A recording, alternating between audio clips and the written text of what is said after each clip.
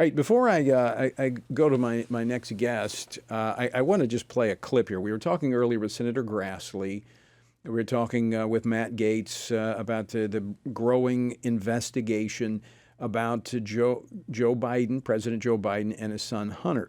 Well, yesterday, the White House press secretary, Karine Jean-Pierre, was asked again a question about, as this evidence mounts, and it looks like the president may not have been telling the truth.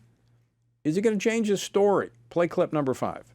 Curious if the White House and the president still stand behind his comment that he's never been involved and has never even spoken to his son about his business. So I've been asked this question a million times. The answer is not going to change. The answer remains the same. The president was never in business with his son.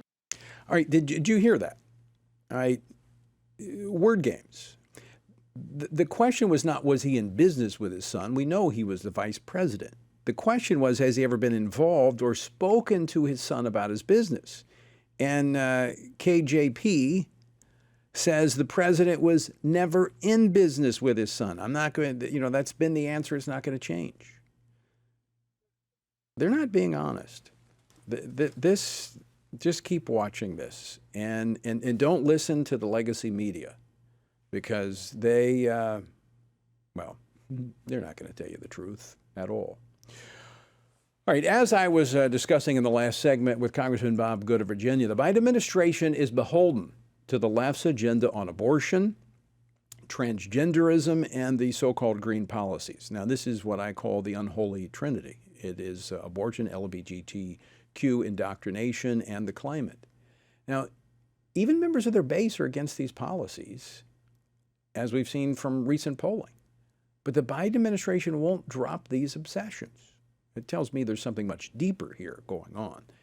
This agenda now even influences the annual spending bill to provide for our national defense. That's the NDAA that we were talking about earlier. That's the bill that directs the priorities of our military and how the money is spent. Joining me now to give us the latest on the NDAA and much, much more. Joining us by phone is Arkansas Senator Tom Cotton. He serves on the Senate Judiciary Committee, the Senate Intelligence Committee, and the Senate Armed Services Committee. Senator Cotton, welcome back to the program. Great to hear from you. Thank you, Tony. It's great to be back on with you. Yes, we're currently voting on the annual defense bill just back inside the Capitol. So the Democrats have been accusing our friends in the House of politicizing the military, which is rich, Tony, because the Biden administration is the one that has actually tried to politicize the military thoroughly over the last 2.5 years with their witch hunt for non-existent extremists and paying for abortion tourism and for sex change operations. Republicans are simply standing up for, as you rightly say, the opinion of the vast majority of the American people, to include normal Democrats around the country. Right. So the House Republicans actually cleaned up the NDAA, and it was one of the best I've seen in a while. They sent it over to the Senate, and Democrats are busy putting that stuff back in. So how do you anticipate this playing out? Well, we'll see, Tony, later this year when we go to reconcile the two versions. I'll be active in that conference trying to advocate for as much of the House bill as possible. We might see some surprises. That's what happened over the last 2 years in conference. The Democrats didn't have their act together, and Republicans not some surprises when we didn't have either chamber. Hopefully we'll not some surprise victories this time as well. Of course, the simplest way to solve all these problems is to win back the White House next year and have a Secretary of Defense who understands that our troops need to be focused on training for and preparing to fight the next war, therefore preventing it from happening in the first place, not using our military for left-wing social engineering. So, Senator Cotton, you may see it differently because you're a little bit closer to it, but my observation here, that the House, I think, was really spurred on and encouraged by the stand that your colleague, Senator Tommy Tuberville, took, and you aided him in that effort to draw attention to the Department of Defense violating, if not the letter of the law, certainly the spirit of the law, in the abortion tourism that you were talking about, facilitating abortions in our military for the first time. And so that, I think, really encouraged the House to take a strong stand on the NDAA. Give us the latest on this continued mounting attack against Senator Tuberville for putting a hold on military promotions until the military goes back to the status quo as it pertains to abortions. Well, Tony, many liberal Democrats are criticizing Tommy Tuberville for what they call highly unusual or even unprecedented objection to the unanimous voice vote for military officers in the rank of brigadier general and above. And it is true that we do typically just offer voice vote in bulk for all those generals and admirals. However, it is also unprecedented that the Biden administration is using taxpayer dollars to pay for abortion tourism. I would not give them the benefit of the doubt. I do not think this violates merely the spirit of the law. It violates the letter of the law, which prohibits the use of taxpayer funding for abortions. And I don't think you can say that when the military is now paying for paid leave, plus travel, plus lodging, plus meals of any service member who travels out of state for an abortion, that it's not paying for abortions. And Tony, I just want to give all of your listeners a comparison to show you how distorted Democratic priorities are. Imagine two airmen at Little Rock Air Force Base. The first one walks into her commander and says, "Sir, I'm pregnant. I want to take abortion leave." That commander has no choice but to sign her leave form for 3 weeks of paid leave, not weeks that come out of her annual 30 days of leave, but 3 weeks of uncharged paid leave, plus her travel, plus her lodging, plus her meals. The next airman comes in and says, "Sir, a terrible thing has happened. My mother died unexpectedly last night.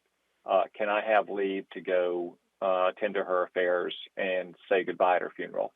The commander says, "Yes, you may, but you have to take it out of your 30 days of annual leave, and you'll have to pay full freight for your own expenses."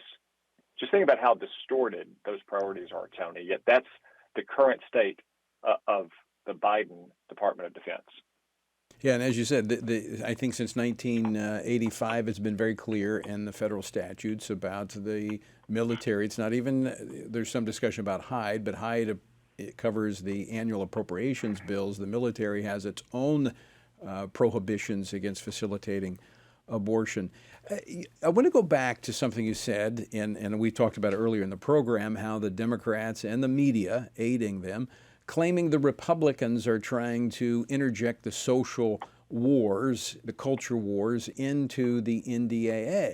Well, Democrats, get this, Democrats are trying to attach the Credit Card Competition Act bill to the NDAA. Now, you say, what does that have to do with the NDAA? Well, not only are they trying to attach this, but this would bail out Target, the retailer Target, after their stock cratered for pushing trans clothes on kids. What do you make of that?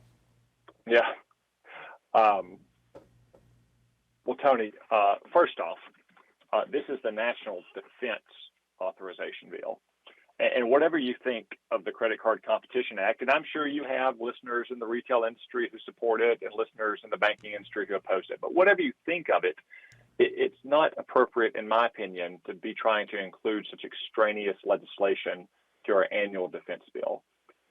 This bill passes every year, going back more than 60 years.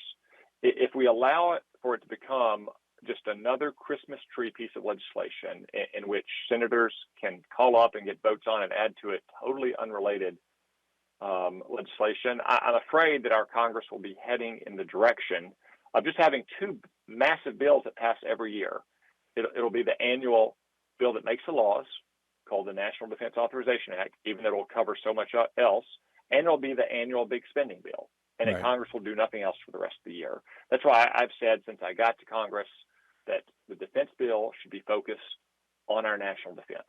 I don't dispute there are other important priorities. Chuck Schumer needs to find time on the floor of the United States Senate for us to address those priorities. We should not be turning our annual defense bill into just another Christmas tree with all kinds of unrelated, extraneous pieces of legislation hanging off of it. Well, we see how bad of approach that is to our appropriations when we do these omnibus bills where we lump, a half dozen, a dozen appropriations bills all into one. That is not a good way to govern. It's irresponsible. No, it's not. And again, this gets back in part to Chuck Schumer's leadership, or more aptly, failure of leadership. I mean, as Senator Tuberville often points out, we've had more than 50 days out of session this week. If Chuck Schumer was really that concerned about the nation's business, if he really wanted to process these nominations, which Tommy Tuberville can't block unilaterally, he can only slow down, Right. then we would be working a bit more. Tony, this week is yet another example. Here it is, almost 6 o'clock on Tuesday night. We are casting our first votes of the week, and we're likely to cast our last votes of the week by Thursday at 2 p.m. That means a grand total of 44 hours from first vote to last vote. And that includes all the time for sleeping and for eating, Tony. I think Chuck Schumer could be working a little bit harder if he was that concerned about the people's business and the national defense. Yeah, maybe he shouldn't do as much media on MSNBC, and leading the Senate would be a better use of his time. Now, I don't want to let go of Target here. I want to stay on Target for just a moment. You've been critical of the retailer Target's discriminatory DEI policies, especially in light of recent Supreme Court decisions. Tell us about that. Well, yeah, I mean, aside from the question of whether or not that legislation should be on the defense bill, Tony, there's no question that Target has been acting inappropriately and dodging and weaving any attempt for accountability. I mean, I think that everybody remembers, as you alluded to earlier this summer, when they were pushing woke transgendered ideology on kids. They were first denied they had this at all, then they were caught red-handed, and they denied it was addressed to kids. Like, well, why is it in kid sizes next to the kids section?